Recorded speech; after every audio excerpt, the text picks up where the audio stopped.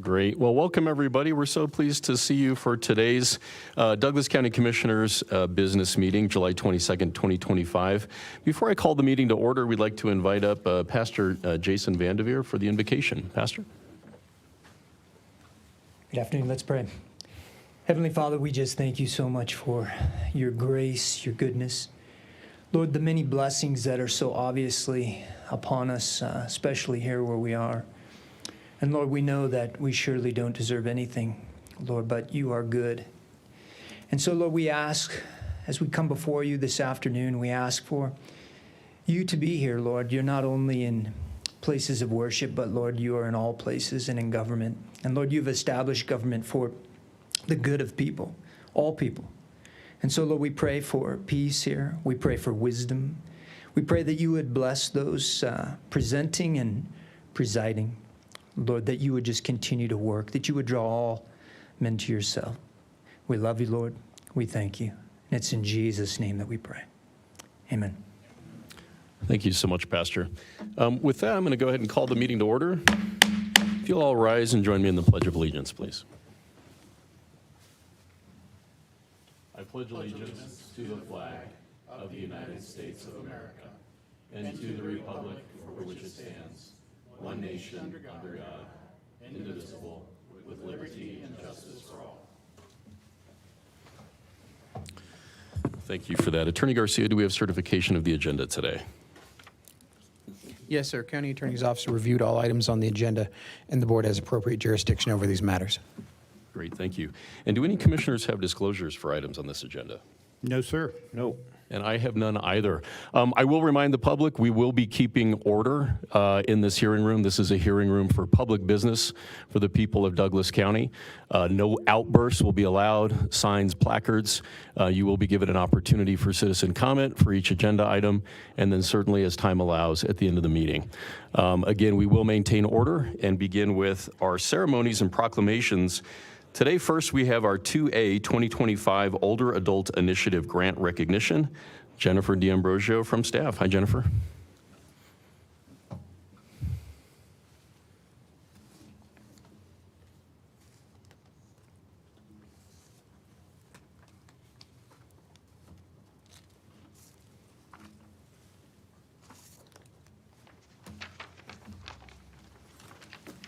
Jennifer D'Ambrosio, Community Services, representing staff. The Older Adult Initiative, or OII, was launched in 2023 to create a collaborative, community-driven forum for identifying the challenges and opportunities facing older adults in Douglas County. As part of this initiative, the Board of County Commissioners, or BCC, allocated $1.5 million in accrued interest earned on local American Rescue Plan Act funds to be used to support innovative and collaborative projects that assist Douglas County residents age 60 and older. On May 19th, 2025, the BCC approved funding recommendations following a thorough application review and endorsement by the OAI Executive Committee. The sixth organization being recognized today, Aging Resources of Douglas County, Castle Rock Senior Activity Center, the Douglas County Housing Partnership, Brothers Redevelopment, Nourish Meals on Wheels, and the Early Childhood Service Corps, have been awarded a total of $1.5 million in grant funding to implement 17 projects which address the OAI priorities of transportation, housing, in-home services, and access to information and resources. Organizations receiving a grant award were invited here today to be recognized by the Board of County Commissioners and also to thank them. This concludes my presentation. I'm happy to answer any questions or introduce the organizations. Great, thanks so much. Any questions for staff? No questions. I've been through this a couple times already. Okay, thank you. Yes, if you want to introduce. Sure, thank you. First, Aging Resources of Douglas County.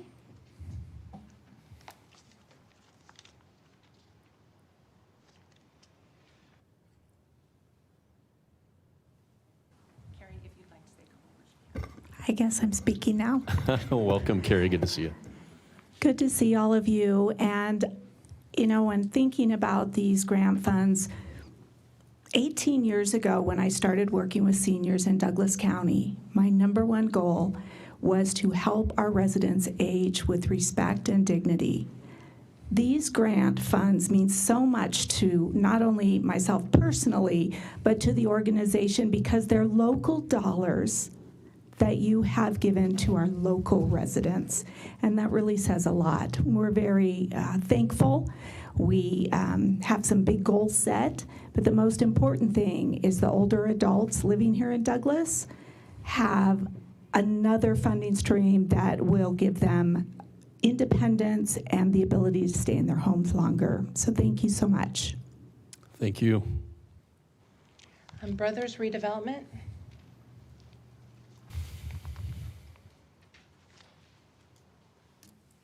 Hi there. I'm Jason McCullough, Director for Home Modification and Repair Programs at Brothers Redevelopment. Want to thank the county for funding our Capable program here in the Douglas County area. Our mission is to provide housing and housing services for low-income, older adult and disabled families all over Colorado. And this funding will allow us to help reduce fall risks, fight senior isolation, and really improve the overall living conditions for low-income and disabled older adults in Douglas County for the next year. So very much thank you, and I look forward to providing some successful outcomes. Thank you. Awesome. Thank you for being here. Next, we have Castle Rock Senior Activity Center.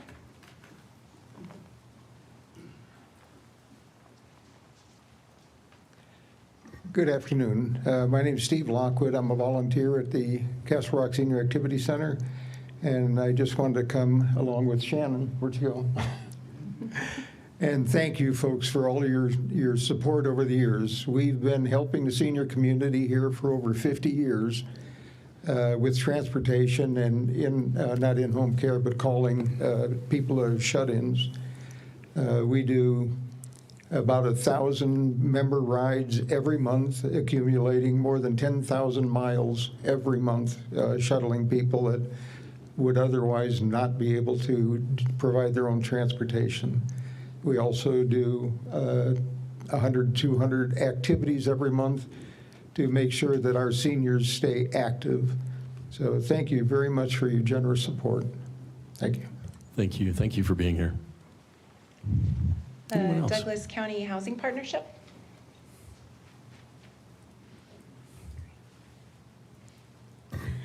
Hello, I'm Maria Chano, Executive Director of Douglas County Housing Partnership. Thank you for having us here today and recognizing our work. I am so appreciative of the time that has been put in listening tours and town halls and surveys and the executive committee just getting to know and understand the needs of our older adults in the community and working together to figure out how we can address those concerns and provide better services and, of course, housing stability.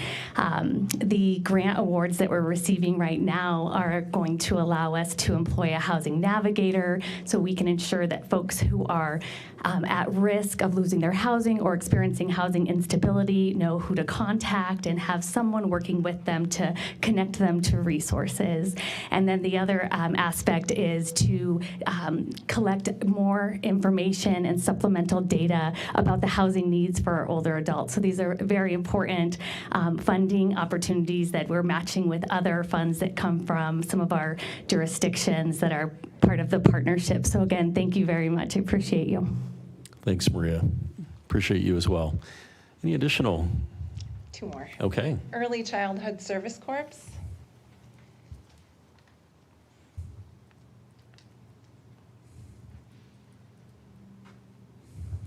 Hi, I'm Diane Smith. I'm actually the director of the Douglas County Early Childhood Council here on behalf of the Early Childhood Service Corps.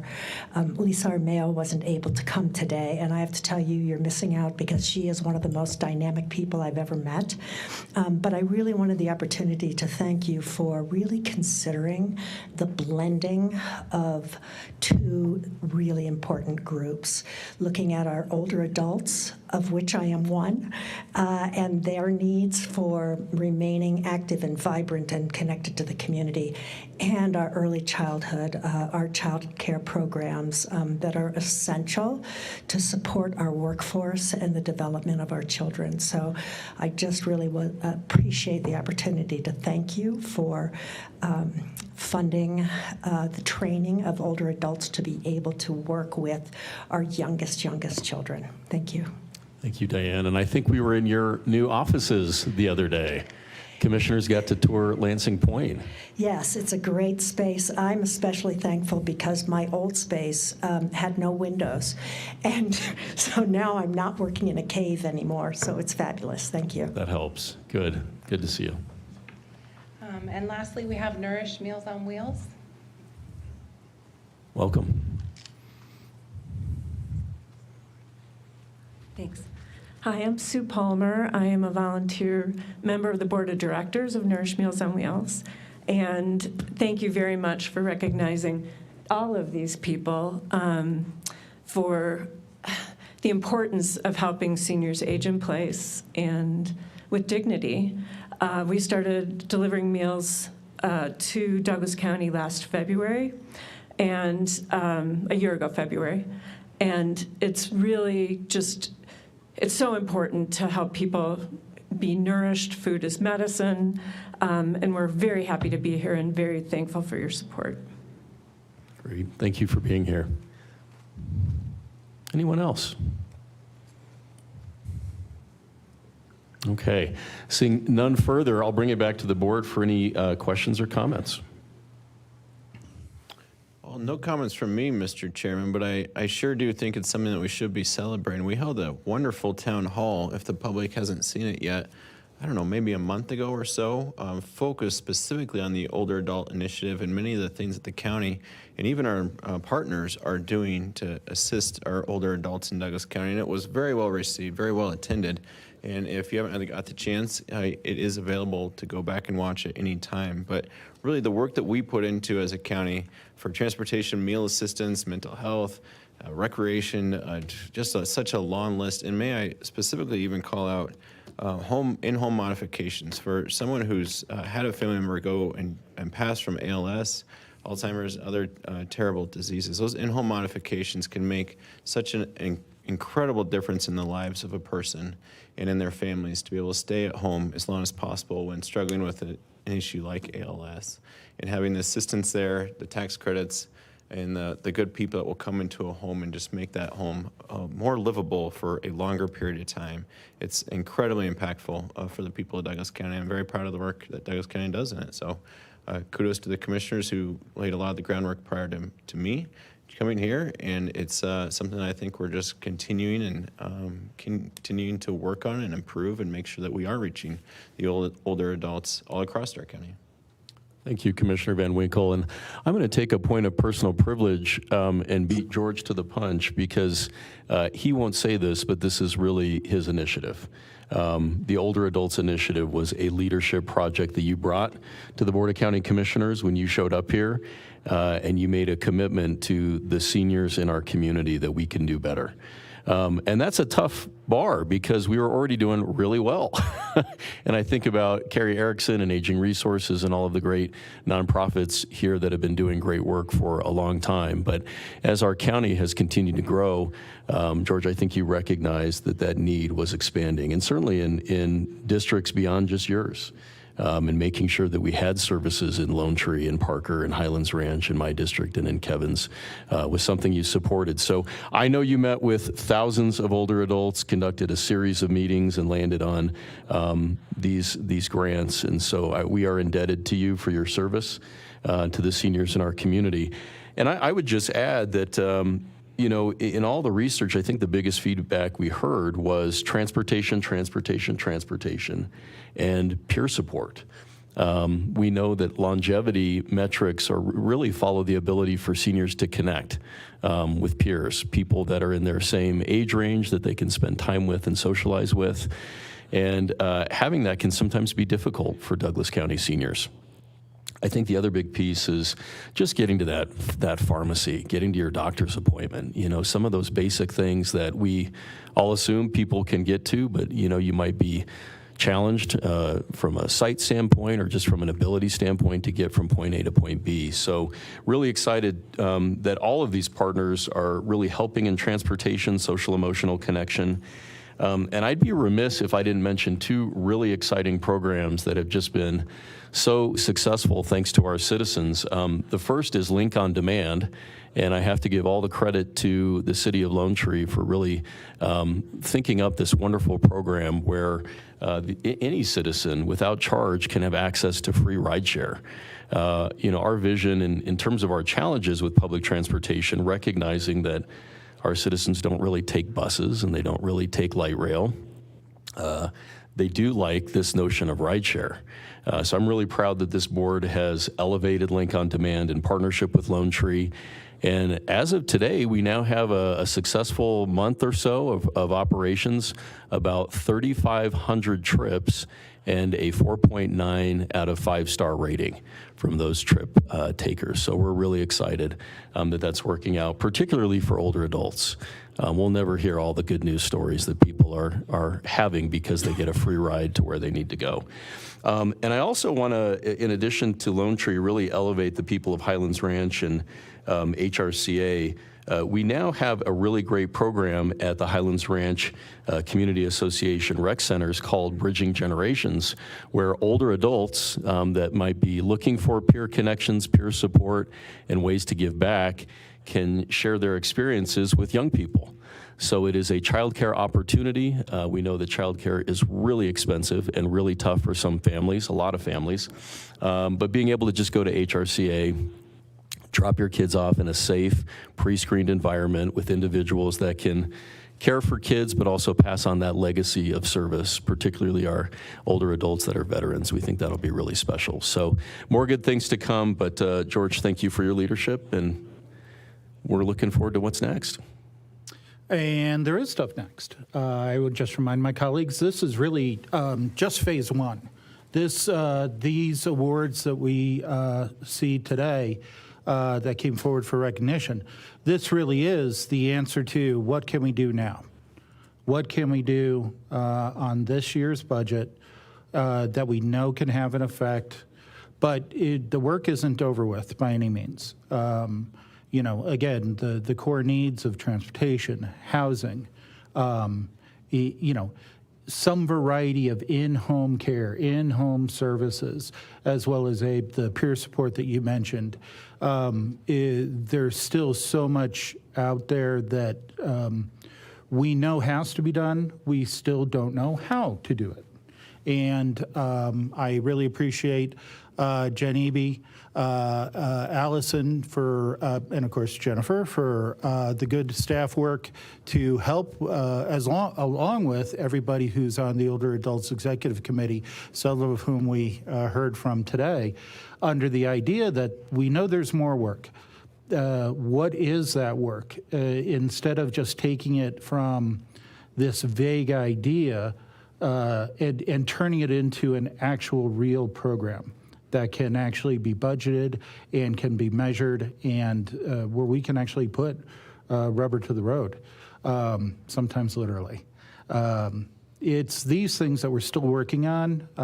For those of you who are members of the Older Adults Executive Committee, I wasn't kidding when I talked about, yes, this is just phase one.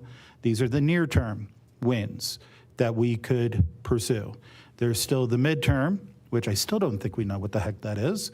And then, of course, there are the long terms that colleagues, it is my hope that we have planning come before us that some elements may not even reach fruition during any of our times of service here on this board.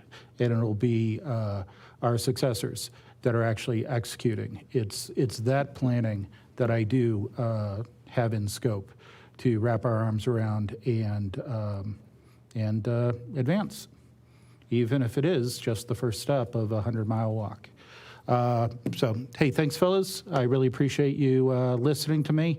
I honestly did try to bring the best people around us to come up with these solutions. I think I did. I think the leaders that we've had on the Older Adults Initiative are indeed some of the finest leaders in our county. I look forward to more things to come, and as soon as I know what those are, I promise I will brag about them as soon as I can.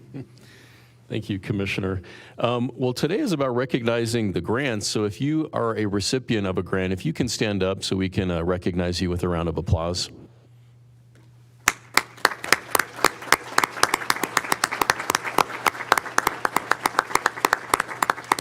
And what we'd like to do, if you'll join us in the front, Drew will take a quick photo and we'll commemorate the grants.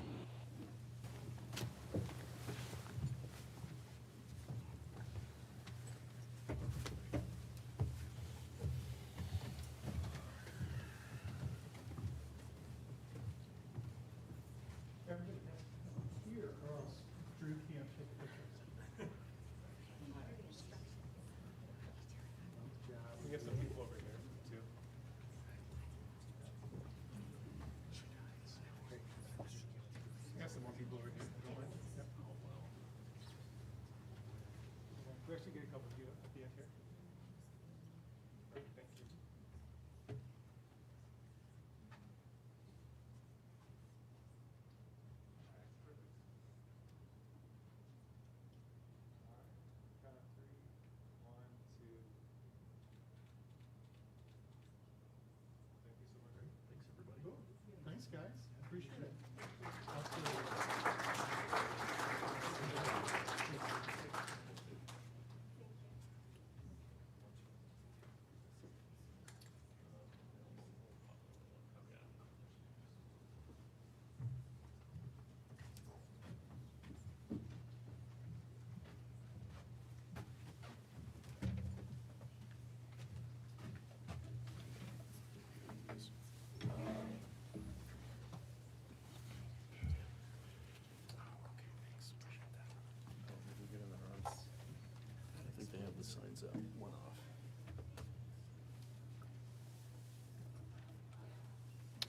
Okay, so thank you very much for that. So with that, we're going to move on to our consent agenda. And I know that Caroline from our communications department has a very special video for us. Caroline?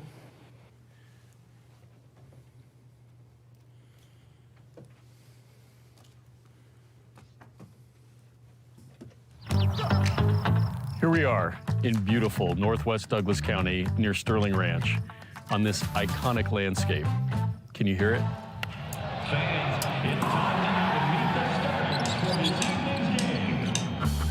Well, we heard you. In 2022, with 87% support, you voted for a ballot measure that approved $330 million for parks, open space, and historic resources. Fast forward to today, and you also answered the call on our survey, in addition to 4 stakeholder meetings and 2 live town halls, which led to this. Zebulon, a best-in-class, world-class, iconic location with ice rinks, a skill pad, basketball courts, pickleball courts, volleyball, dome-covered baseball and soccer fields that will also include a wildlife corridor and dedicated open space. Douglas County likes to think big. It's going to be a game changer for the county. It's going to be a game changer for Sterling Ranch. In the summer here, the weather is tremendous, no humidity. That combination of the indoor-outdoor training will set us apart and build up national tournaments here in the middle part of the country. It's really kind of going to be a hub for recreation and an entertainment district for the entire county. For Slammers, particularly, and a lot of the club teams here in Colorado, we've had to travel out of state. For us, one of our goals is to get college coaches coming to Douglas County, to Colorado, to see these kids play and hopefully, get opportunities for them to play beyond high school. The mandate was people wanted open space and they wanted parks, and we are happy to partner with the county to deliver that for the electorate. And the wild number is this. Our numbers show, based upon data from the Douglas County Economic Development Corporation, that Zebulon will pay for itself, and in the first phase alone, will bring over $1 billion back to Douglas County. Zebulon is proof. In Douglas County, we dream big, then we go to work. We're really excited. We just think this is going to be an incredible complex and an opportunity for people to come to Colorado and see how special this place is. And the even better news is that this isn't the future. This is right now. We'd love to invite you to our groundbreaking in the fall of Zebulon, where dreams grow wild and nature comes to play.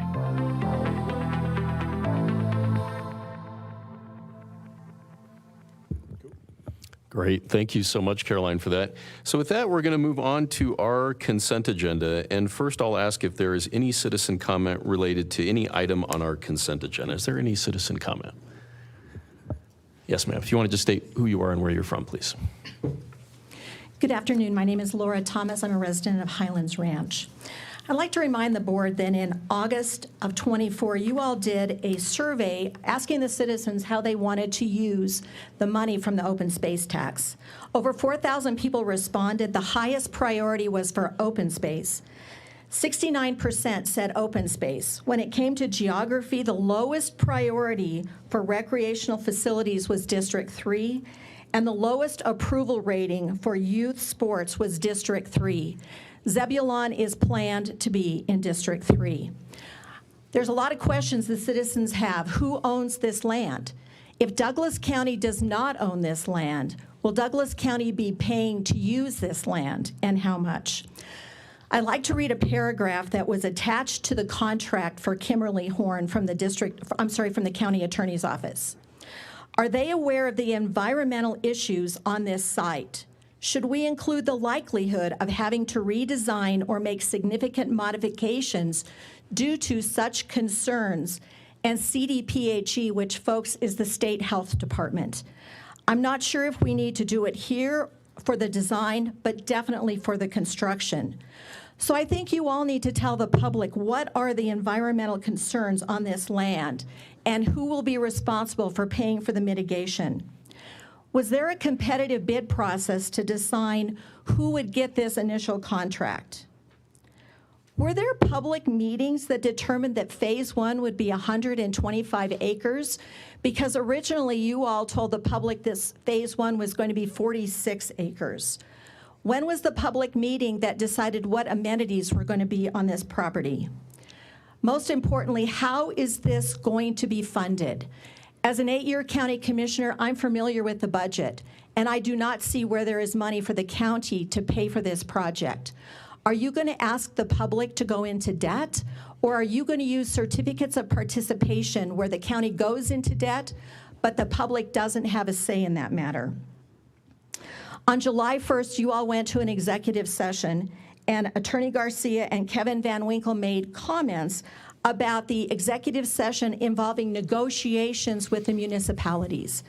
I think it's important to know what municipalities are involved in this project and if they are going to be paying for it, and that's why you're doing negotiations with them. The public needs to be involved in this project. You know, Abe, you always say, we work for you, it's not the other way around.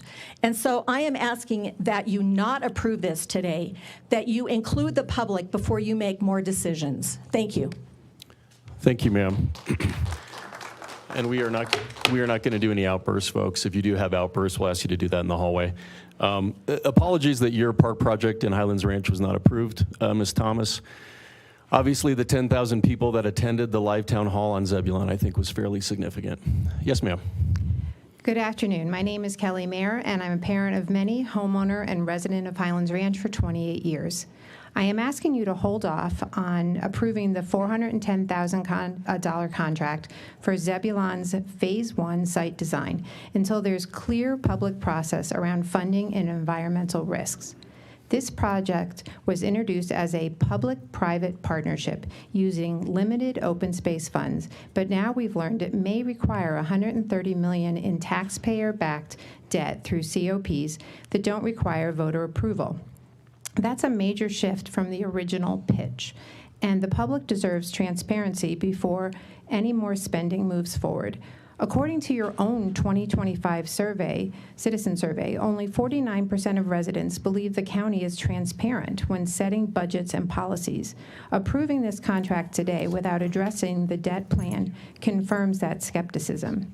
There's also a buried issue in the contract file itself. A county attorney flagged potential environmental issues on the site and raised whether CDPHE concerns could trigger major redesigns. Why are we not considering this? Residents ranked open space and land conservation as a top priority in your survey. Instead, you're fast-tracking the development of over 100 acres of open land without clear costs or environmental disclosures. This isn't about opposing youth sports. It's about doing things the right way. Pause this contract, inform the public, earn their trust.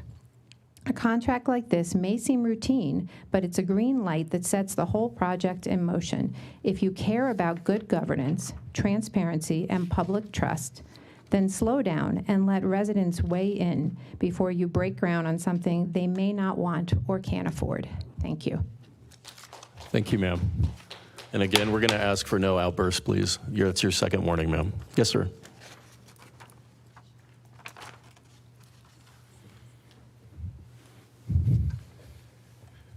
Thank you. I'm Bob Marshall from Highlands Ranch, and I note that you all spend money to put up on the overhead here, the government of the people, by the people, for the people, and yet you sit here and mock those words.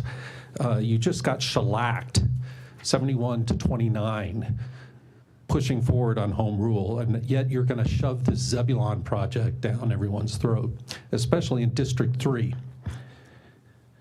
You say the Economic Development Council has said it will pay for itself. The EDC is your own little body that you control. It's a walking conflict of interest, the person who runs it. Of course they gave you what you wanted, and none of you will be around to see if it pays for itself after you load up the county with debt and get to the special interest hookups done and the crony capitalism, which just needs to stop. And this isn't partisan. I call this out down in the Capitol on my own party all the time. Whether they're film subsidies or electric bike rebates, using taxpayer money to grease the skids for people you like is just inappropriate, because it's all of us that has to pay the bill when it comes due. I don't understand how a park, when you have all the money for park open space, a park is this massive sports complex. That's not a park. It's not.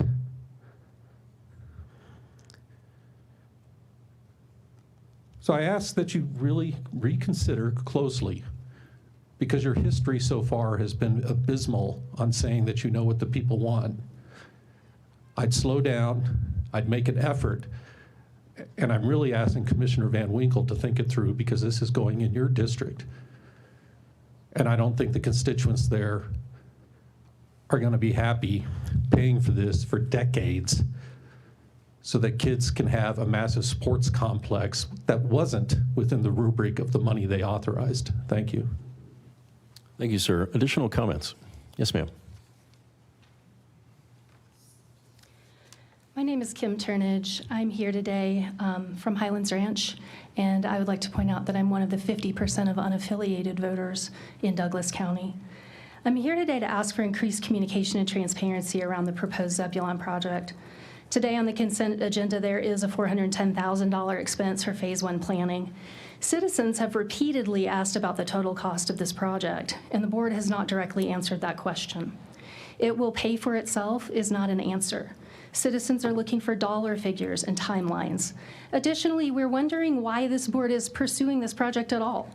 As has been pointed out, when your own survey asked citizens what their priorities were for parks and open space, 69% of citizens surveyed preferred preserving more open space over developing more parks. An overarching observation from that survey was, and I quote, "The single highest priority of citizens is open space," a conclusion borne out by multiple questions and a sentiment shared broadly across almost all segments of the population. Furthermore, when citizens were asked to rank what options they found least appealing for the use of public funds, a mega sports complex like Zebulon was ranked as the least appealing option. With all of that being true, why is this board moving ahead with allocating taxpayer dollars to the commercial development of Zebulon? Further, when will this board answer the question that citizens have repeatedly asked about the total costs of Zebulon? What is the total projected cost? Where will the funds come from? What are the opportunity costs of pursuing Zebulon? What could we do instead with the same investment that would be more aligned with the will of the people of Douglas County? In particular, I have questions about why this board created a county revitalization authority on March 25th and how that authority will be used. Is this board planning to use the County Revitalization Authority to engage in tax increment financing to fund the development of Zebulon? And if so, what impact would that have on property tax revenues that would support Douglas County School District? This board's own survey in 2025 showed that 52% of Douglas County citizens disagree that Douglas County government listens to the voice of people. 51% disagree that Douglas County's leaders have had an effective long-term comprehensive plan for the county's future. 50% disagree that Douglas County spends our tax dollars wisely, and 50% disagree that Douglas County is more open and transparent when it comes to processes and procedures for policies and budgets. In the history of the citizen survey, this sitting board of county commissioners has achieved all-time low ratings on all 4 of those questions. I exhort you to do better. The difficult and necessary work of building trust through greater transparency is something that we all ask for from you. Thank you. Thank you, ma'am. Additional citizen comment.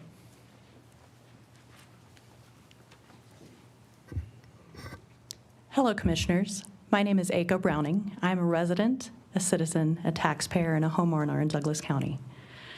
So first issue on the consent agenda is item K, Edge Connects Holdings. Why are they getting a fee waiver in the amount of $99,899,8686?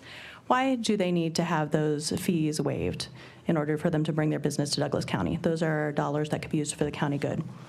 Second issue is on letter P, the public contract for services on the amount of $410,000 for phase 1 of the water development for Zebulon. Why is it that we, the people, are financing a private development? Why are we financing Mr. Smethill's development? Why is this a public-private partnership, right? It'd be one thing if it'd be something for the good of all Douglas County residents, like a recreation center that everybody could use for free, but this is a for-profit institution. Why are we subsidizing it with the taxpayer dollars? And how much is this really going to cost us? So there are some concerns that this is going to be a super expensive project. And the Denver Gazette has reported that the completion of the 500-acre complex would require Sandstone Ranch to expand its size beyond its current zoning, which could in turn trigger the need for tax increment financing and the creation of metro districts. This is a tool used by municipalities to stimulate economic development and revitalize blighted areas. This would allow the TIF tax added to a sale to go directly to the TIF authority to pay for the land development. Why are we the people subsidizing Mr. Smethill's development? Why can't Mr. Smethill's get funding elsewhere, like from a bank or something like that? I do not see any use for a large mega sports complex development in Douglas County. I have no use for that. I don't want my taxpayer dollars going to that. Have you asked the people, do we really want this mega sports complex and additional taxes? Is this what we, the people, want our government to be providing? Or do we want lower taxes and keep our own hard-earned money? So I urge you to not approve the $410,000 for the water and civil site development of Zebulon Sports Complex and do a better job. I listened to your town hall about Zebulon, and it was rah-rah, this is going to be the best sports complex ever. It's going to be so amazing. There's going to be ice rinks. It's going to be this, it's going to be that. What about the cost of this to the taxpayers? So I would urge you to, in both word and deed, practice accountability and transparency and honesty. Thank you. Thank you, ma'am. Additional citizen comment. Yes, sir. I'm Dave Swinar from Larkspur. I'm amazed. I don't know those folks, but they basically had all my comments. But let me start from scratch. So I'll try not to repeat. It's amazing. I didn't know anything about Zebulon until a few weeks ago I heard about it. I looked in the 2025 budget plan. I didn't see Zebulon. I didn't see home rule. Yet we are, 3 months later, all of a sudden we're doing a special election, and then this comes up. Mr. Layton, you said in that April town hall, this is a very, very initial plan. How do we go from very, very initial plan to digging ground in less than 6 months?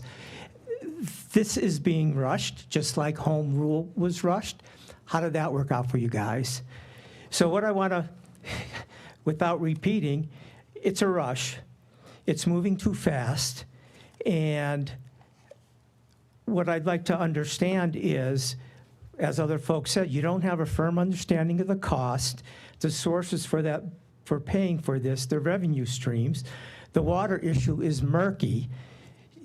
Just because you have artificial turf doesn't mean you're not going to use water. Drinking water is needed. People need to take showers, a lot of water. There's going to have to be, bathrooms. There's going to be, I'm sure you're going to have some trees and plants that need to be watered. So there's a lot of water there. And in April, you didn't really have a firm solution. Traffic study, you brush this stuff up. Oh, yeah, traffic study will be done. Noise, that'll be looked at. Wildlife will be looked at. No, that should be done before you commit to something like this, not later. And the developers saying, "Oh, Douglas County is going to pay for the roads." Is that true? Did you commit funding to them already? And I had the same question. Was an RFP put out to select a developer? I'd like to see those results and who did the evaluation. And how much gridlock is that going to bring to the area? And let's just get on to some new things here. What about, are the kids that were there in the April meeting really going to be able to get to use that other than in, planned games? I'm worried about Chatfield State Park and Waterton Canyon, that we're now going to need to get passes to be able to use that because of all these people coming in. Why do we have to have a national facility? If you want to do something for the kids, build them some baseball fields, but let's not bring in 1 million people and basically make this area unusable to us. We're the citizens. We pay taxes here. We deserve to have first use. Thank you. Thank you, sir. Additional, and ma'am, that will be the last outburst. Okay, you've been warned 3 times and you continue to make outbursts in this hearing room. That is the last warning, okay? And you'll be asked to leave after this. Thank you. Yes, ma'am. Hi, my name's Kim Carroll, and I live in Parker. I've been a resident of Douglas County for over 18 years now.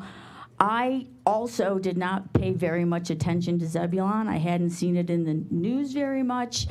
And just sitting here today and you using the question and answers that we submitted, when I answered for open space, I meant open space. When I answered for parks, I was thinking like Wash Park or a beautiful park that I can walk my dog in. I was not thinking gigantic sports facility with a big, ugly building and 8 million tournaments coming in nationally. I was thinking Douglas County usage. So if you're using my vote for parks and open space, then use it the way it came across in the survey.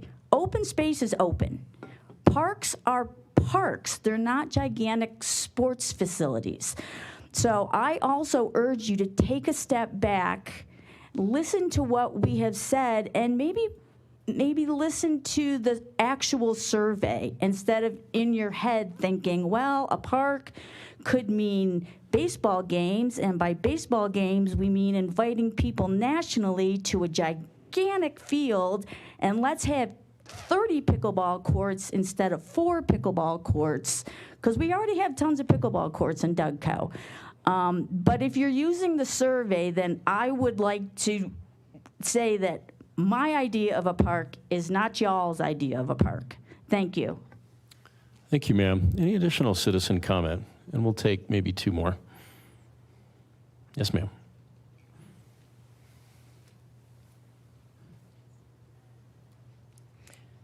Hi, I'm Sudie Floyd, and I'm a resident in Douglas County. I live in Plum Valley Heights.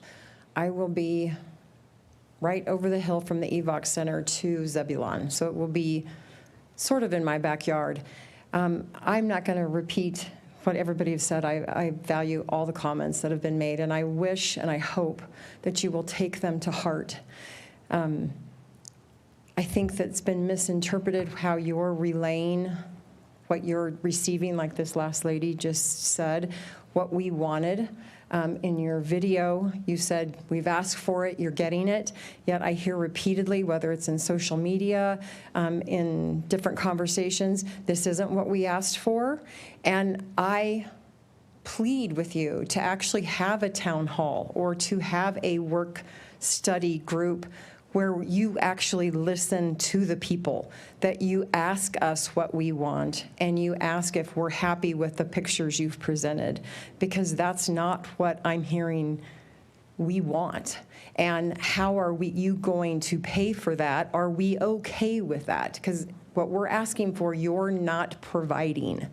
And we keep getting wonderful videos of pretty pictures, but the questions still remain. And the town halls, we get shut up. We make interjections of how we believe, and you want to shut us up.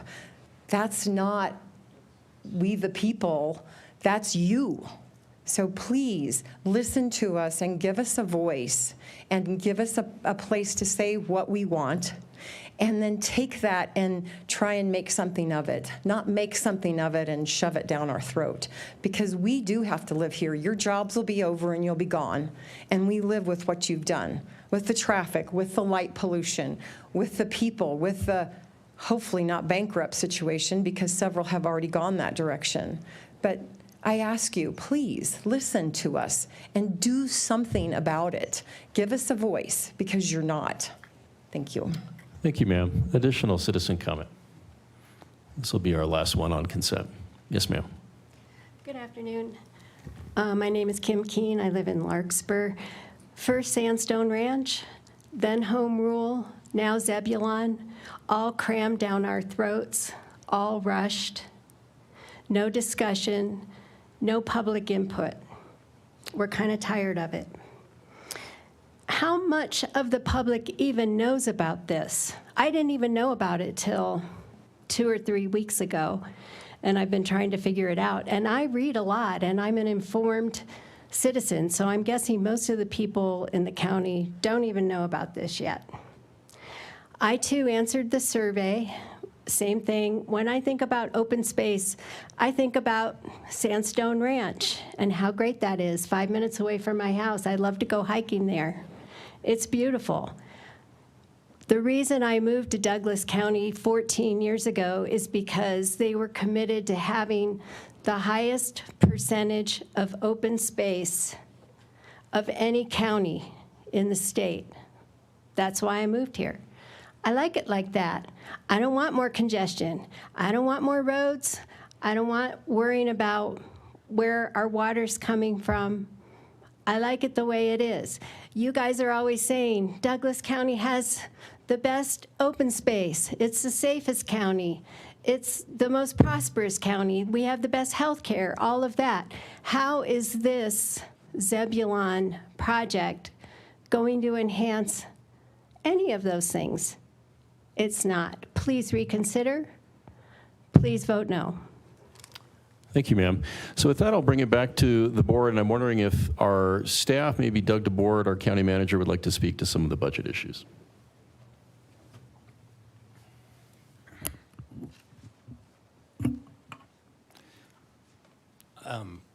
So earlier this year, the board had directed this as a strategic priority, Zebulon, and engaged in a series of public meetings and input sessions to craft a vision for what that could be, and sort of, we have a landing page and has that vision on that webpage. Of course, the question on everybody's mind, including yours, is what would this cost? And we don't really know. I think there's sort of 3 steps in answering that question. The first is, the original vision was that it would be in that northwest part. There's a land area that's there. We would need to acquire the land and everything that entails. And so that's the first step. The second step, which is the agenda item today, is, well, what would it take to make that land buildable? And then the third step is, what would be the process? The vision is that it's a public-private partnership. So you have the vision, but engaging in a competitive process to get a lot of solicitations into private equity and interest in building the different portions of the the vision. To the extent those things transpires, to the extent we sort of know what the costs are. I think that's helpful. Anything additional from the board? Commissioner. Yeah, and I know, I mean, Douglas County Democrats were there in 2022 helping to pass the ballot measure. It's been almost 3 years now, and we've often heard, at least I have, from the citizens in Douglas County, especially those new citizens, and well, actually all citizens, especially with young families, why hasn't Douglas County built any new soccer fields, baseball fields, done a lot of this for years and years? It's been quite a while since Douglas County has embarked on new soccer fields and baseball fields and recreation and sports especially for our youth across Douglas County. And it's been almost 3 years now since this tax was overwhelmingly approved. I think it was 87% of voters in Douglas County. And also, former Commissioner Thomas did promote a very similar idea for Southwest Highlands Ranch. And what we heard was a tremendous outpouring from the public that this is the right idea, but South Highlands Ranch is the wrong location for it. And so the board, once I came in December, were searching, and even prior to my joining the board, for a location. This is a location that's a former dynamite factory. We can't build houses there. There's a lot we can't build there, but it is perfect and available for baseball fields, soccer fields, and recreation for the youth of Douglas County, and a very fast-growing portion of Douglas County that is also very accessible by especially Highlands Ranch, Castle Rock, and everything in between. And so what we have before us today is phase one of a civil engineering project to see really what this project might entail. What can we do? We did have our town hall several months ago, 3 or 4 months ago. I think it was April when we had the town hall, and the discussions have been prior to that and since that very strong, and I continue to expect them to be, especially as we start getting a plan back that will actually have, real things in it. 4 baseball fields, 2 baseball fields, 6 soccer fields, 2 soccer fields. Once we start getting the plans back, then I think it is incumbent upon us as a board to hold more town halls, to hold more public outreach, and to hear from the people of Douglas County. Maybe the baseball players of Douglas County say, look, we have enough baseball fields, but the soccer players say we don't have enough. So we're embarking on the plan. This is the first step in it to kind of see what we really can do for the people of Douglas County, because the people of Douglas County did pass ballot measure 1A overwhelmingly almost 3 years ago, and they expect a return for those investments. Those returns will be not just in baseball fields, soccer fields, and other things. It'll be in open space, tremendous investment in open space. I believe our county is over 50% open space, and that is a passion of mine and a passion of, I think, this entire board, that we remain that way. And in fact, we are looking for new open space, and also at the same time, as we'll learn in this meeting as it continues, protecting the open space that we have. And so, Mr. Chair, I could talk all day on the topic of sports and baseball and youth in sports, because I've got 2 tykes of my own that may want to play soccer and baseball someday in Douglas County. And thankfully in Highlands Ranch, we do have good facilities, and that's in huge part thanks to the county. From the people that came before me back in the early 80s, in the mid 80s, in the 90s, building those fields. And so we're a growing county, we have growing needs, and among those needs are soccer fields and baseball fields, and the voters were very generous by overwhelmingly passing that, and they expect some sort of return on that and some sort in the near future. So, Mr. Chair, I could talk on all day. I do know we're short on time with other things, so I look forward to a tremendous amount of public comment in the future as we start developing solidifying plans. Thank you for that, Commissioner. And I humbly, I would just say thank you to every citizen that came and spoke. And candidly, it's an ongoing citizen dialogue. We will have a lot more conversations. I'll just remind the community, I know you can't attend all of them, but we've had almost 100 live town halls in the last several years where we engage the public more than, frankly, any other county in the state, and our county manager can certainly attest to that. You know, it is true. Over 51% of our county is already open space. So we've made a tremendous investment in open space in our county since the original 1994 measure. And we'll continue to do that because we know that's a priority. I want to make it clear that that area that was originally proposed by the former commissioner to have as this sports village, we actually converted that to open space. That area by Wildcat in backcountry will now be acres and acres of open space preserved for wildlife habitat and very passive recreation. So that open space investment is very real. It's very tangible. We listened to the citizens of Highlands Ranch en masse and responded by making that determination. I also want to listen to the kids. I mean, we had, to Kevin's point, in our live town hall around Zebulon, in addition to the people here in person, it was about 10,000 people online. So all of those kids that showed up, I don't want to spit in their faces and say, hey, go kick rocks. I'm going to say, hey, here's a place for you to play ball and do the things with your families that you really like to do and enjoy. But the hope is that Zebulon encompasses something for everybody, regardless of what your age. All that recreation, open space, wildlife corridors, but yes, pickleball, basketball, baseball, volleyball, football. A lot of our kids in our community like to do that, and we want to support youth. But it doesn't mean that, you know, this should be an amenity that is free and accessible to all citizens, regardless of age, regardless of ability, regardless of where you're from. And that's my commitment, is to make sure that that remains a priority. But I absolutely do hear you, and I want to continue to hear from you. This is a very long discussion, but keep in mind, this is also a county that doesn't wait to do great. We went out, got a helicopter to fight fires, and we did that. We didn't wait for 3 years of study to say, hey, we need to fight fires. We went out and did that. You know, when it comes to creating a new public health department or a new judicial district, the citizens of this community supported that when COVID made it very difficult for us to operate locally. And it's moving forward in a great way. So we do move quickly on things that make sense, but that doesn't mean there's not a lot more input to be had. I do believe in economic development and the opportunity for really significant national private sector partners to invest in Zebulon and underwrite that so that it does not cost the county or the citizens anything, if at all, and perhaps yields a pretty significant $1 billion annual return. That's pretty compelling. Now, we need to determine whether or not that's true and really dig into that with our consultants to make sure that we're identifying those partners that can do that well. So more to come, but I do appreciate the input and want to continue to hear that from folks. Any additional discussion? If not, I will ask the board for a motion.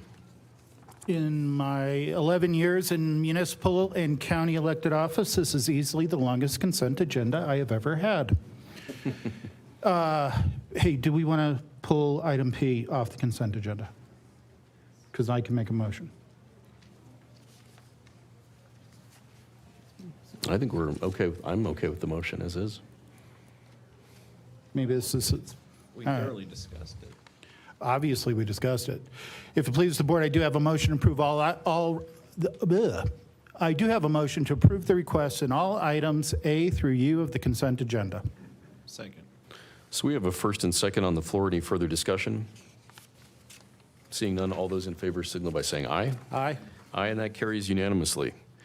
So with that, we'll move into our regular agenda, and item 4A is Parks, Trails, Historic Resources, and Open Space Sales Tax Funding Request for a great piece of potential historic and open space preservation, Cherokee Ranch and Castle Foundation, in the amount of $575,000. Katie Carter presenting for staff. Hi, Katie. Hello, Commissioners. Yes, I'm Katie Carter, representing Community Development and the Historic Resources aspect of the tax. I'm joined by Dan Dirtz, our Director of Open Space and Natural Resources. Also have the chairperson from our Historic Preservation Board here with us today, and James Holmes of the Cherokee Ranch and Castle. Cherokee Ranch and Castle Foundation is requesting funding from the Parks, Trails, Historic Resources, and Open Space Sales Tax in the amount of $575,000. Funding will be allocated from both the Historic Resources and Open Space portions of the sales tax. The funding includes $75,000 for an assessment to identify historic preservation needs. The remainder of the funds will address more immediate concrete, roofing, and awning repairs, interior repairs and exterior painting, and the installation of required fencing with a USDA and RCS conservation plan. The county's Open Space Advisory Committee considered this request at its September 4th, 2024 and June 5th, 2025 meetings. Overall, COSAC is interested in this project's potential to enhance public access, but was interested in more information from Cherokee Ranch to better understand how the proposal addresses cost, public access, and conservation values. The committee also acknowledges that seeing a partner with Cherokee Ranch is appealing if it maintains the conservation easement's values and provides an increased level of public access to nature. COSAC supports enhancing public access and promotion of the conservation values of the property. The Historic Preservation Board considered this request at its September 25th, 2024 and June 25th, 2025 meetings. HPB recognizes Cherokee Ranch and Castle as a valuable and significant historic resource in the county and supports efforts to restore and maintain the historic structures. Overall, Historic Preservation Board recommended funding portions of the historic resource-related elements of the project, for instance, concrete repairs to the west side of the castle, interior repairs, exterior painting, and roofing repairs at the castle. There was discussion amongst the members that the historic resources funding should focus on historic preservation needs directly. HPB members also recommended that given the extensive need of the property restoration needs, the foundation should continue to pursue additional funding sources as well. The board considered this request from the foundation at a work session on July 1st, 2025, and that included the input from the advisory boards.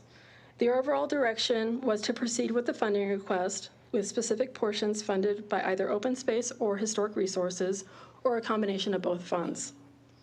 The funding will be allocated as follows. The assessment to identify future historic preservation needs will be funded by historic resources.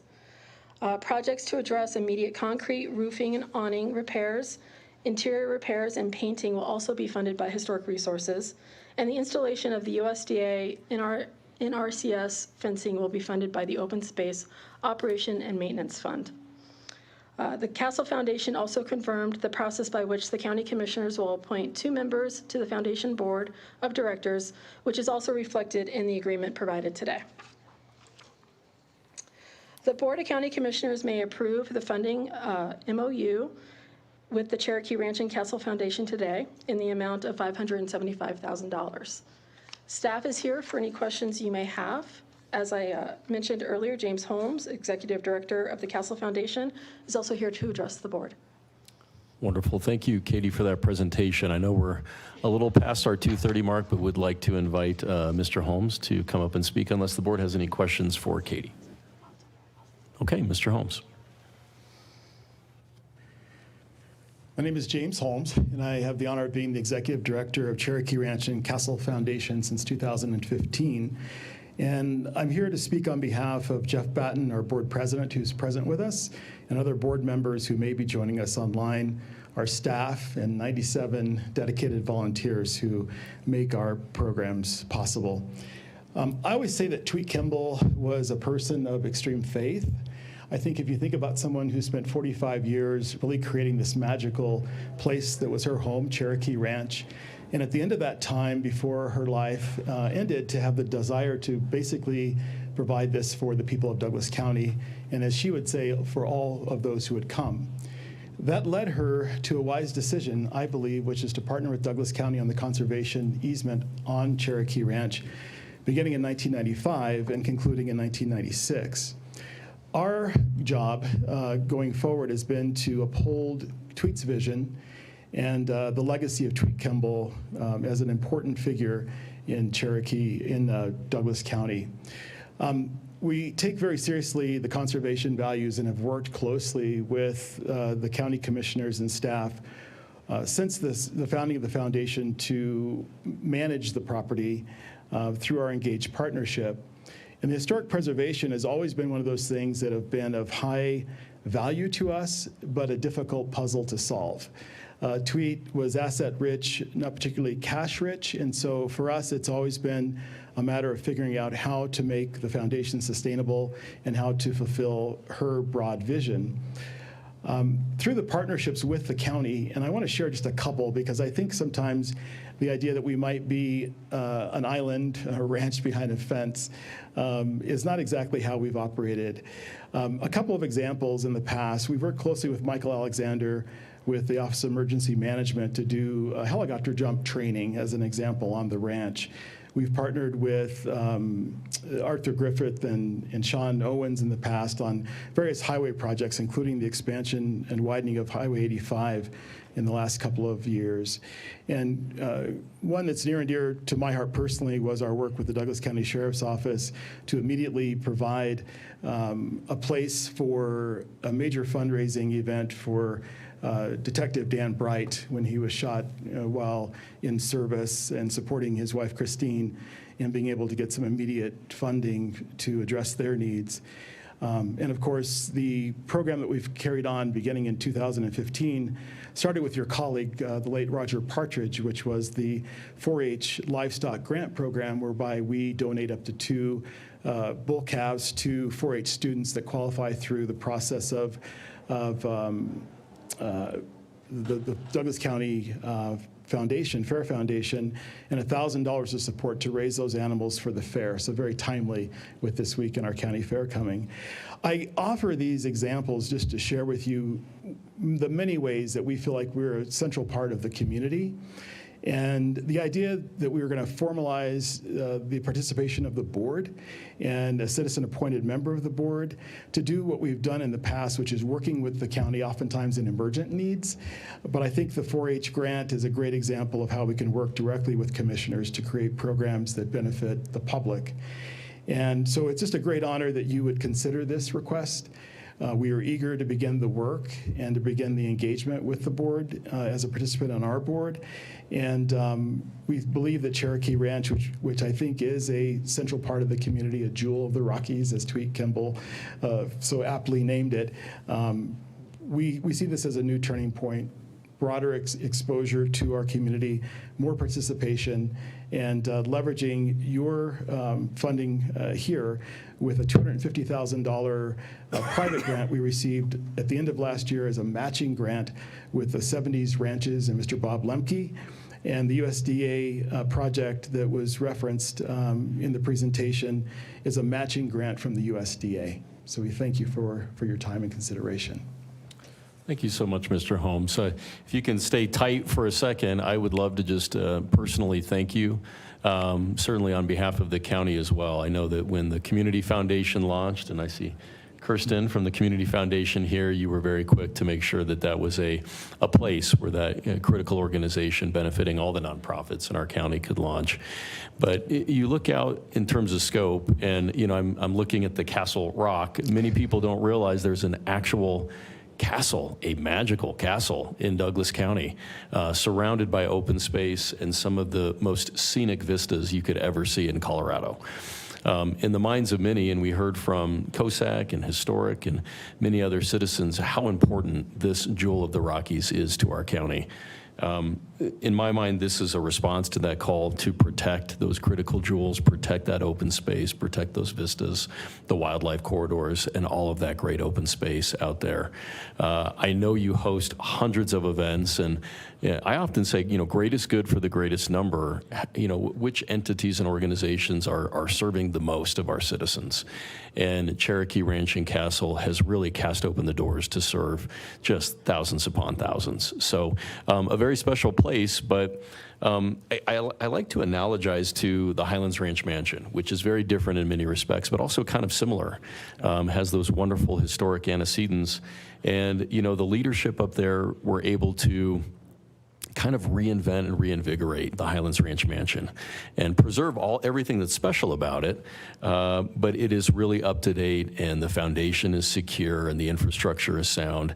That's really the vision for Cherokee Ranch and Castle, not to let that critical foundation slip off of a cliff, and that you have what you need to protect that property, not just for now, but for future generations that want to enjoy that. So thank you for giving us the opportunity to participate with you. I do think it's probably overdue. I'll look forward to citizen comment before I determine where I'm going to go, but I'm certainly enthusiastic to hear it. Thank you. Anything else? Thank you. Anything else from the board? Perhaps after citizen comment. Okay. Anything, Commissioner? Okay, so with that, I'd like to open it up for any citizen comment. Is there any citizen comment with regard to this item 4A? Okay, not seeing any in the room. Troy, do we have any citizen comment online? Thank you, Commissioner. I have no online comment. Okay, so with that, I'll close citizen comment and bring it back to the board for any further discussion and or a motion. Well, thank you, Mr. Chair. And I mean, I want to echo your remarks and those of Mr. Holmes. He does such a terrific job of organizing and having those hundreds of events per year and bringing the citizens of Douglas County to, as it was coined, the Jewel of the Rockies, which is a perfect term for it. It's if you haven't been there, it's more than 3,400 acres of natural land, wildlife, stunning views, some of the best views from anywhere on the Front Range or really in the state of Colorado, in my opinion. And on it, there's a castle that was built more than 100 years ago. I believe it was 1924. And the castle is in, frankly, desperate need of some renovations and upkeep and foundational support. And so what we're doing today is we're ensuring that this historic resource, this open space, has the structure and the foundation it needs to go on for another 100 years. And so with that, Mr. Chair, I move to approve Parks, Trails, Historic Resources, and Open Space Sales Tax Funding Request for the Cherokee Ranch and Castle Foundation in the amount of $575,000. Thank you, Commissioner. Do we have a second? Yeah, given that we just heard from members of the public the desire to make use of the public Parks, Trails, Historic Resources, Open Space Sales Tax for the purposes of increasing public access to undeveloped areas, and given that Cherokee Ranch is, by and large, undeveloped rangeland that has been preserved through the Cherokee Ranch Foundation, I second. Great. So we have a first and second on the floor. Any further discussion? Seeing none, all those in favor signal by saying aye. Aye. Aye, and that motion carries. With that, I'd like to adjust the agenda a little bit. I know we have a little bit of new business today, so I'm going to move other business item number 7 up now for a moment and turn it over to Commissioner Teal to introduce new business. Did we not want to continue our regular agenda items, or just go right to new business? I think we'll go to new business and then come back to it after your comments. I am A-okay with that. Colleagues, I think it is time, given the amount of discussion we've heard over Sandstone Ranch and the plans that were being formulated for dispersed camping, I'd like to introduce a resolution for the prohibition of dispersed camping at Sandstone Ranch open space and production of a wildfire risk overlay. Whereas pursuant to Colorado Revised Statutes 30-11-101, subpart 2, to provide for the general safety and welfare of the residents of Douglas County, Colorado, the county, the Board of County Commissioners of Douglas County, State of Colorado, the board provide the following resolution and direction regarding dispersed camping on county-owned open space. Number 1, dispersed camping is prohibited on Sandstone Ranch open space. And number 2, county staff is directed to identify high wildfire risk boundaries to provide guidance for future dispersed camping prohibitions on county-owned open space.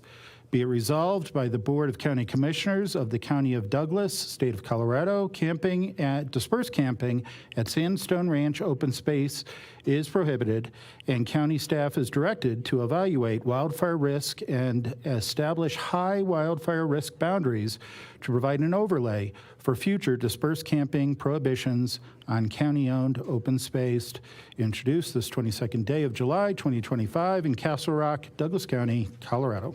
And I do speak in favor of this resolution.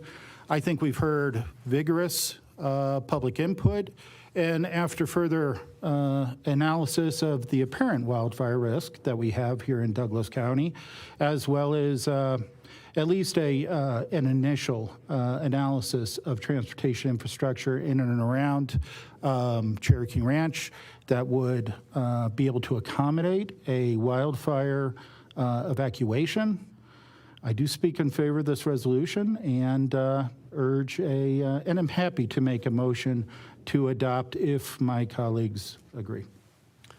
Well, Commissioner, I think that's great leadership, and we have been hearing for some time around, competing objectives and thoughts from our citizens. One is primarily and first and foremost, as founder and chair of our Wildfire Action Collaborative, the paramount objective of preserving public safety and ensuring that we are avoiding wildfire risk at all accounts. Obviously, many of us were aware of the several fires that occurred in the last few weeks, and because of the hot and dry climate, we are just not in a position at all in this county to take risks when it comes to wildfire. And I'm really thankful we do have this dedicated Helitack team, as well as great mitigation measures to help address wildfires hard, heavy, and fast. In our citizen survey, we did hear from our citizens that when it came to county-owned and operated campgrounds and associated amenities, 45% of the citizens said it was a medium priority to have camping, 13% said a high priority, and 7% said a very high priority. So we have about 65% of our citizens saying look at camping and try to figure that out as a recreational amenity in the county. So balancing that with, and I want to commend the people of Larkspur and Perry Park for the engagement with us and the conversation. I think it's been worthwhile. And I think what's been interesting is hearing comments on the yes if. How do you get to that beautiful area of agreement where we can provide recreational amenities for our citizens, but also provide for public safety? So I certainly would support the language of that motion and that resolution that you articulated, George. I would add an item 3 that we also develop a citizen-led task force to work with staff to develop a plan to meet those needs of the county when it comes to wildfire mitigation and the recreational and camping requests that were made. Yeah, I could go along with that. I mean, listen, I think we've heard from people this is a good idea, but it's the wrong location. And I think adding that on to where we do have a group of concerned citizens who could participate in any kind of dispersed camping somewhere else in the county, I think that's, sure. And that's consistent with the feedback that we have gotten that was in favor of camping. And I actually have had some of the folks who had approached me to say, we want camping, come to me and say, but don't do it at Sandstone Ranch. Well, that's okay. So you bet. I think adding that third element to the resolution, I'm good with it.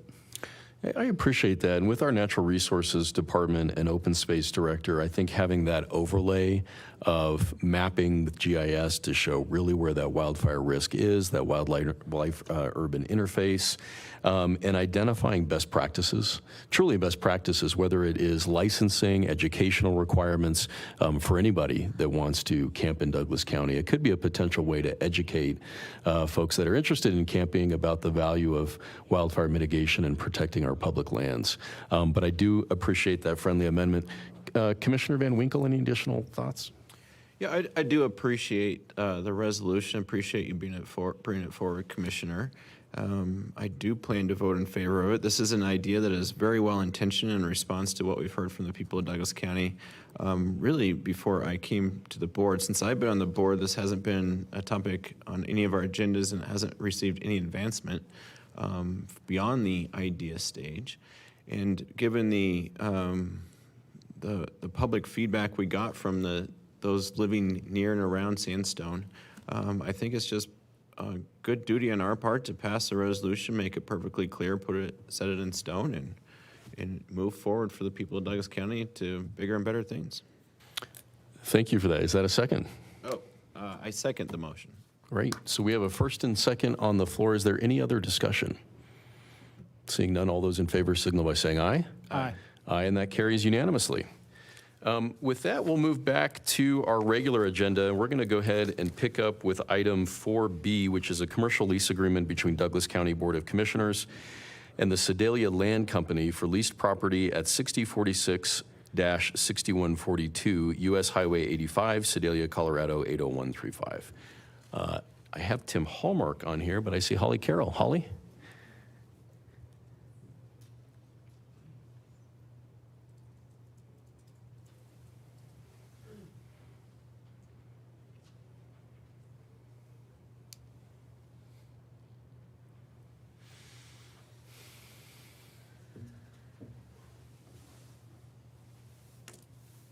Commissioners, Holly Carroll for staff. The next 5 agenda items being brought to this board today for consideration will all be covered under this presentation, as they are all related to the establishment of a Sedalia Public Works Operations Biochar facility. They are execution of a lease to secure the land, architecture and design of the future structure that will house the operation, and purchase orders for equipment required for a large-scale biochar processing facility. For those not familiar with the term biochar, Dylan Williams will provide a brief explanation and the issue that this project proposes to address.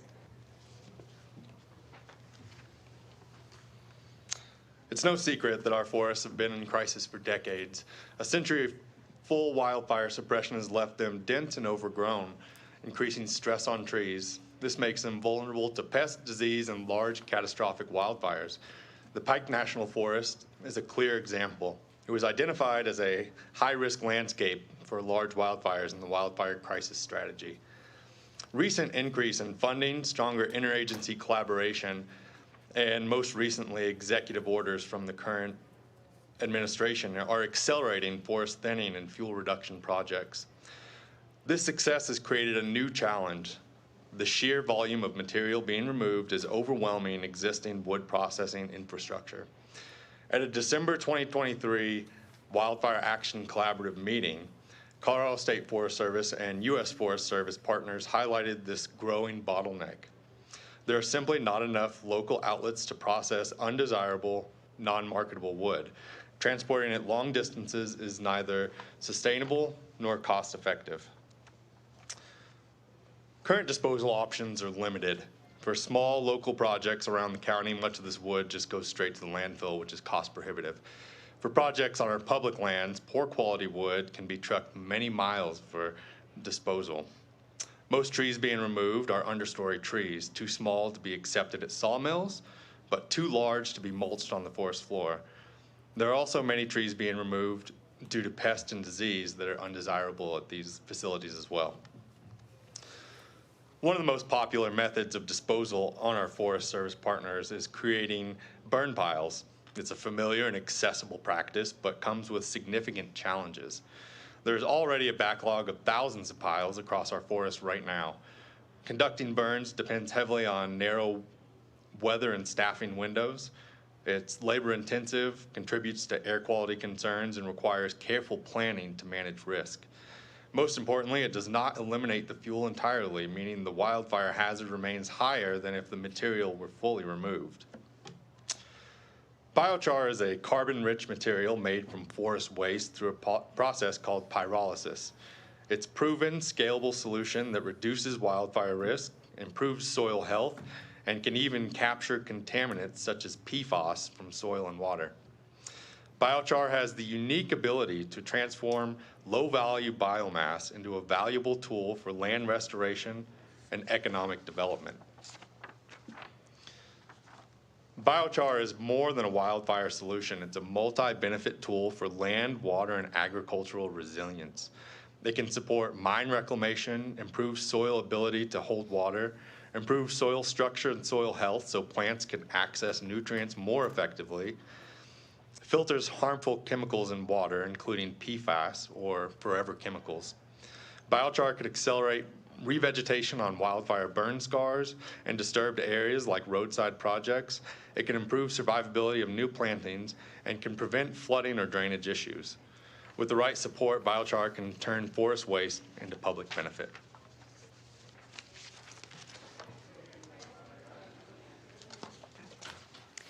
As you just heard, on the heels of the first biochar discussion amongst Wildfire Action Collaborative's staff began to aggressively explore the concept of biochar. The collaborative visited a local company, had multiple discussions, and ultimately made 2 motions to advance the idea of constructing a Douglas County biochar operation to the full Board of County Commissioners for consideration. After hearing more about this concept, the board directed staff to proceed with a request for expression of interest to identify qualified consultants and subsequently allocated $3 million to fund a structure. Since the initiation of this project, staff have dedicated hundreds of hours to knowledge building, investigating, networking, and critically evaluating every aspect of this operation, from the acceptance of feedstock to product sales and carbon credits, and everything in between, including site selection. So we're going to shift gears a little bit and talk about the site selection process. So Public Works Operations currently has about 60% of our staff in Castle Rock.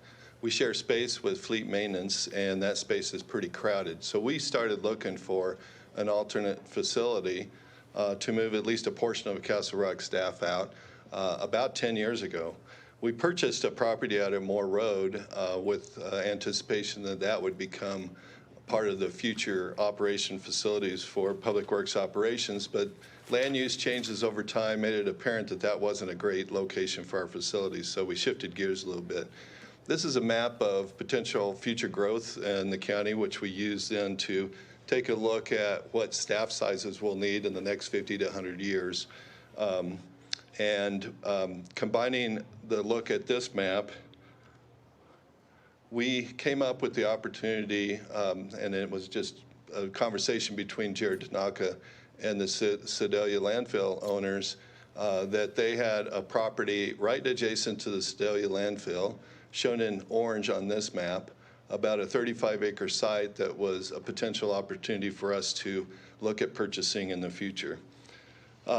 Really is a perfect location for an operations site. I'm going to switch slides a little bit. You can see it on the map. We put together a map of our 2 operation facilities and then this future facility, and you can see that it really is positioned perfectly to serve the north and northwest part of Douglas County, works synergistically with their other facilities. So really couldn't have found a better location for a future Public Works Operations facility. And at the same time, we were working with the Biochar team on that initiative, and it just made sense that the Biochar facility would become part of this future Public Works Operations facility. So from a conceptual standpoint, this is the property we're looking at. On the southern end of the property, we would situate a drop-off household hazardous waste and e-waste facility to replace our current operations. And then the biochar facility would be located next to that. So the public-facing part of that overall Public Works Operations facility would be on the south end, very accessible to the public. Great access off of Highway 5 through a signalized intersection. So I'm going to turn it over to Tim. He's going to talk a little bit about the lease purchase option on the property.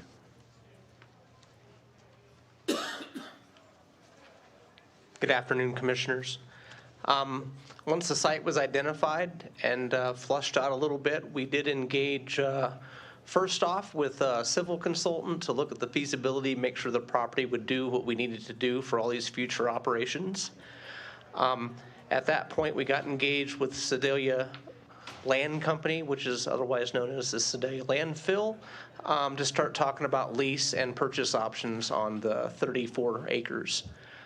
We have come to a final agreement with a lease on the property for 5 years, also with an additional 5-year renewal and/or purchase option at $105,000 annually for 34 acres.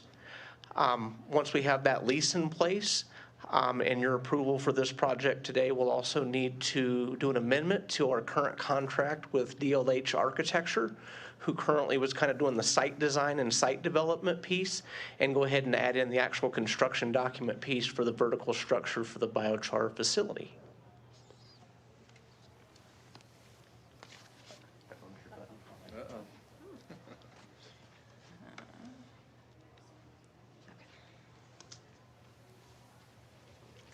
So I know we're covering this pretty briefly, but a lot of effort went into planning for the perfect facility for public works operations and combining all those waste diversion facilities, the current slash mulch, the current green waste, the current household hazardous waste, and the current waste program into one site for our residents to use. You know, you really don't build these operations facilities too often. And when you do build them, you got to plan for them to last for the next 50 or 100 years. And we have put that level of effort into planning for this. And we'll continue to plan because it's probably a decade out before we actually are able to build the entire public works operations facility. However, the biochar facility is coming along on a quick timeline. 3 of the items before you today are to begin the purchase of 3 of the critical elements of the equipment for the biochar operation. The first is the pyrolysis rotating drum at about $1.6 million. That's that large unit, mostly in the red and silver in the middle. It also has a separate feedstock handling system of conveyors that go outside the building. And then finally, a large chipper and grinder that can handle logs up to 17 inches and also mulch material, so we'll still be able to provide mulch like we do today. And this site is also, and the building is also being designed so it can be expanded in the future with the addition of another machine. So I think with that, Holly is going to wrap it up. With widespread support expressed by agencies and jurisdictions in the region, a new facility located centrally on the Front Range will reduce forest management project costs, thereby accelerating the rate at which hazardous fire fuels can be removed from high-risk areas. This in turn will mitigate the threat that wildfire poses to human and animal life, property, air and water quality, habitat, the local economy, and other valuable resources in and around Douglas County. There are many biochar operations from coast to coast and all around the world. Yet if the board chooses to approve the agenda items today and the establishment of this facility, it will be the first county-owned and operated biochar facility in the United States. This facility will be one more weapon in Douglas County's arsenal of wildfire risk reduction strategies and will continue the legacy of this county being on the forefront of innovative and multifaceted public safety programming. At this time, I'd like to quickly introduce consultants, staff, and collaborative members who have poured their passion and expertise into this project. Here representing Carbon Dynamics are Nash Leaf and Sam Dunlap. They have been integral to our team by contributing their vast industry knowledge and have worked alongside staff on feedstock analysis, business and financial modeling, site design, and much more. Jason Holes and Ian Soder from Complete Solutions weren't able to be here in person today, but were crucial in providing guidance on equipment options that will meet the project's needs. They were also consulted on site design, feedstock planning, permitting, and general facility operations.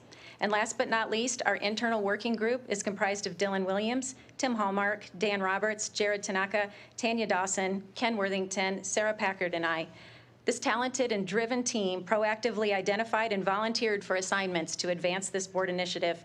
They went above and beyond to ensure that this facility proposal will meet the needs of citizens and forest management professionals in the long term and will stretch each dollar spent.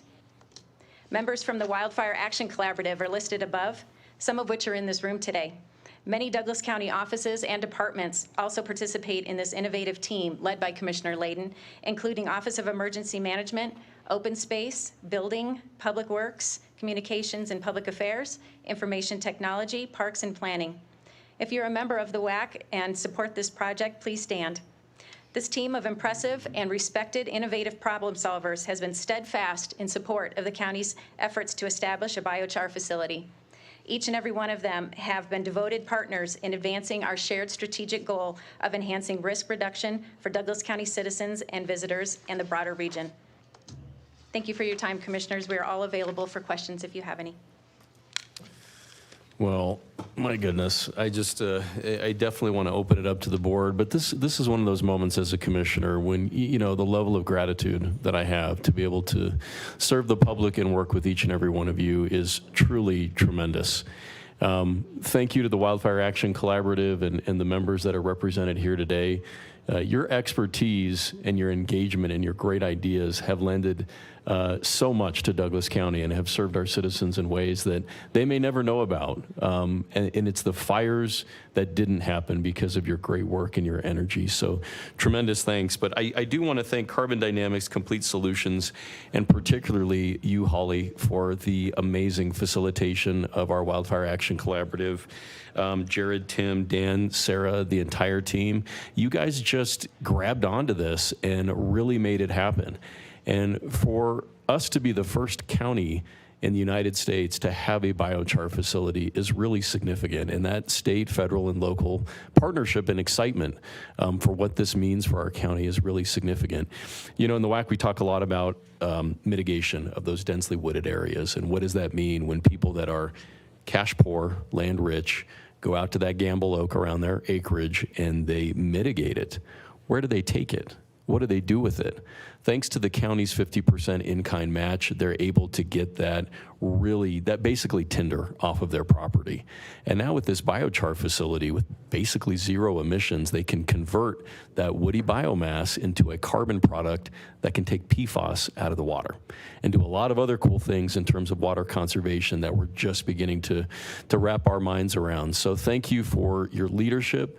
I'm so excited for the next steps here. And I just to be clear, we talked about regular agenda item 4B, but it sounds to me as though you covered 4B through F. Is that correct? That's correct. Okay, thank you. For the board, any questions or comments? I do have a question, Mr. Chair. And the wildfire mitigation, the use of the end product versus what it's being used for now, which is thrown in a landfill, it sounds like, and landfills don't even want it. That part's clear to me. The picture I saw, though, and the public saw, it did have a smokestack on the that large red but to be clear, we're not putting impurities, or this won't be putting impurities or toxins in the air. Won't be producing carbon and releasing that in the air. Could you just clarify that point? Yeah, I'd be happy to. That is actually for heat release. And we will be going through all of the air quality permitting required by CDPHE. And I do have some other members here who are more experts on the equipment. Want to talk about it at all? Anybody? Yeah, so we're in the non-attainment zone here in Douglas County. So really, we're limited to what we can release, and this unit it burns so hot that there's no contaminants that are released. It's really just for the heat that comes off. Whenever you see these units running, you only see the heat waves that are coming off, and it runs constantly. We did have a number of vendors that applied, and some of the other ones weren't able to guarantee the same pollutant release as this unit was, and that's why we chose this one. It was a big factor. So this unit is best for our area, and that the pollutants are going to be minimal to none. Okay, very good. Thank you, Commissioner. Commissioner Teal? No questions. No questions. Okay, so with that, I'd love to open it up for any citizen comment. Any citizen comment in the room? Yes, sir. And ma'am, if you want to just line up, that's fine too, if you want to come on up. Afternoon, Commissioners. Kevin Duffy, resident of Castle Rock. I had the honor to serve with the Wildfire Action Committee for 2 years as a bureau chief, and I was part of the study on this. And I just have to tell you that this is probably one of the most innovative things I think Douglas County's ever thought about bringing into this county. This team behind me has done a remarkable job. And as a citizen of this county, I'm very excited that this is moving forward. Commissioner Layden, I thank you for bringing this to the committee to look at. I think it's been looked at very thoroughly. And I 100% support this, so thank you very much. Thank you, Mr. Duffy. Yes, ma'am. I'll make this quick, Commissioners. Fran Santagata, Roxborough, and member of the WAC. I am here in enthusiastic support of this project. Douglas County has been a leader in addressing the wildfire hazard from a very different perspective, which is holistic, comprehensive, and a dynamic approach, which is not seen anywhere else in this state. So we should all be very thankful for that. And we have addressed the issue from both the response, the mitigation, and now recovery, which no one else even has a horizon on. I think what is going to be most exciting is not just the handling of this material, but what we're going to be able to do the next time we have a fire that leaves the land in a state that we need to do revegetation. That is going to be critical. We're going to see a light year improvement in that recovery time. So I just want to thank the board members for their proactive approach, and particularly Commissioner Layden, your leadership on this has been phenomenal. And obviously, we couldn't do it without the staff, without Holly's leadership on the staff, and Dan and Tim and Mike Alexander. I mean, there's just, can't say enough about that. So thank you all for seeing this as a real important project. Well, Fran, you're kind of big time in my mind. You're my favorite type of citizen. You know, there's not a Wildfire Action Collaborative meeting where you don't have a ton of passion and a ton of ideas. Listen, it's easy to be a chaos agent, tear things down, break things down. You're one of those that shows up and wants to create something and to build something and to make a difference, and you really have. So thank you for that. Thank you. I appreciate that. Yeah. I agree totally. Agents of chaos don't do anything for the county. So. I really don't. Any additional citizen comment? Okay, I'm going to turn to Troy for any citizen comment online. I realize we're really running a little bit late here. Thank you, Commissioner. I have no online comment. Okay, so with that, I'll close citizen comment and bring it back to the board for any further discussion and or a motion. And on all of these items, I guess what we'll do is, if you want to just take those one by one, you guys want to alternate? Well, I do believe, Mr. Chair, if it would be okay with you to move them all at once, since we have presented them together as one somewhat item. And Mr. Chair, it really should be you making the motion, since it was kind of your vision that started the whole thing. But with that, Mr. Chair, I move, or do we need to make them one by one? Well, I appreciate that, and you know, the expedited approach would probably be nice for those waiting in the hall to hear their next items. But if you guys are able to go ahead and make motions as listed, and if you want to alternate, that will specifically lay out the detail. Okay. And I think that'll be, but we can do them consecutively, one after the other. Okay. Well, therefore, Mr. Chair, I move to approve a commercial lease agreement between Douglas County Board of County Commissioners and Sedalia Land Company for the leasing of the property at 6046 through 6142 U.S. Highway 85 in Sedalia, Colorado 80135. At the risk of burning through a little bit of time, just want to, and it's germane to this item because this is for the lease. There was a couple of comments made by the public that do need correction when we talked about the Zebulon project. Where Zebulon is going was where part of this operation was going to go. That's where the Public Works site was going to be, that Dan Roberts made mention is going to be here now. And it was through the work of our staff and our county manager to bring this piece of land kind of up for use for this purpose that caused us to then make the decision. We didn't want the Public Works site out there in Sterling Ranch anymore because this was a superior site, as pointed out by Dan Roberts. And so that's suddenly why is it at Zebulon? And I heard everybody's comments, but you just need to understand, that was a site that was going to be a Public Works facility until this superior site came around. And Abe, this is like your baby, man. Great job. This is, I believe this is going to be one of the great accomplishments you've made on this board, because it not only solves a public safety concern with wildfire in the Pike, in our own areas outside of the federal forest, but then there's kind of an economic development opportunity here also, to where we may be the source.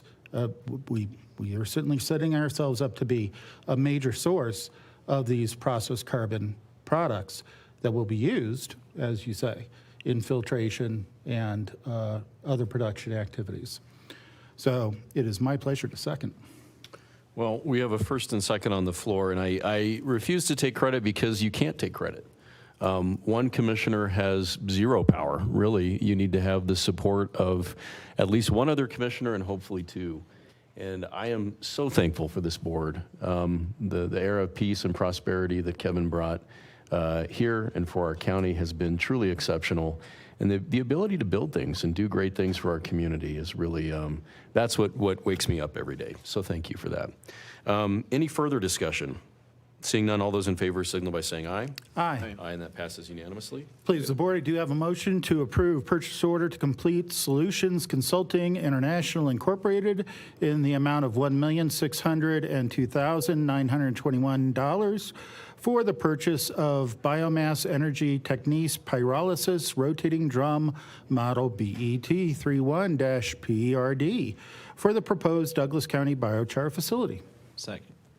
So we have a first and second on the floor. Any further discussion? Seeing none, all those in favor signal by saying aye. Aye. Aye, and that passes unanimously as well. Mr. Chair, I move to approve the purchase order to Complete Solutions Consulting International for the purchase of a feedstock handling system for the proposed Douglas County Biochar facility in the amount of $496,045. Second. We have a first and second on the floor. Any further discussion? Seeing none, all those in favor signal by saying aye. Aye. Aye, and that motion carries. Please, the board, I do have a motion to approve purchase order to Complete Solutions Consulting International Incorporated for the purchase of a 17-inch diameter log chipping and grinding system for the proposed Douglas County Biochar facility in the amount of $1,114,041.28. Second. So we have a first and second on the floor. Any further discussion? Seeing none, all those in favor signal by saying aye. Aye. Aye. Aye, and that carries unanimously. I move to approve Amendment 1 to Public Contract for Service to DLH Architecture, LLC, for architectural services providing construction documents and specifications for the Delva Road Biochar and future PW maintenance facility for overlot grading, to now include lot design and construction documents related to the project for the new contract amount $252,910,000. Second. We have a first and second on the floor. Any further discussion? Seeing none, all those in favor signal by saying aye. Aye. Aye. Aye, and that carries unanimously as well. Congratulations, you guys. With that, I think Drew wants us to come down and take a quick photo. So if you are part of the Wildfire Action Collaborative or a member of staff or involved in any way, please join us at the dais. We'll take a photo.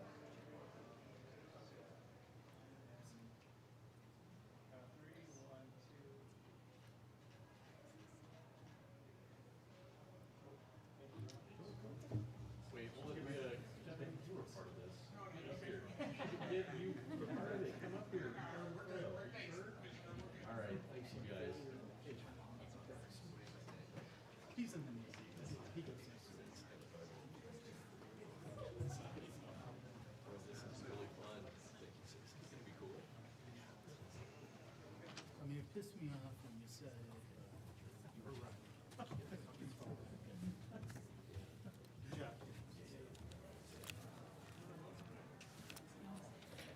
Us in Minneapolis.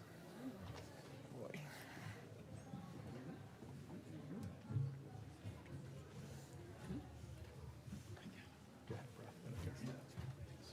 Oh, Okay, we're going to try to wrap up here. I'll ask for any commissioner comments. Any commissioner comments? No, sir. Nope. Okay, I have none either. County manager, any county manager comments? Not today. Okay, our next business meeting will be held on Tuesday, August 12th, 2025 at 1:30 p.m. We'll adjourn for about 5 to 10 minutes and pick up with our public hearing. Thank you.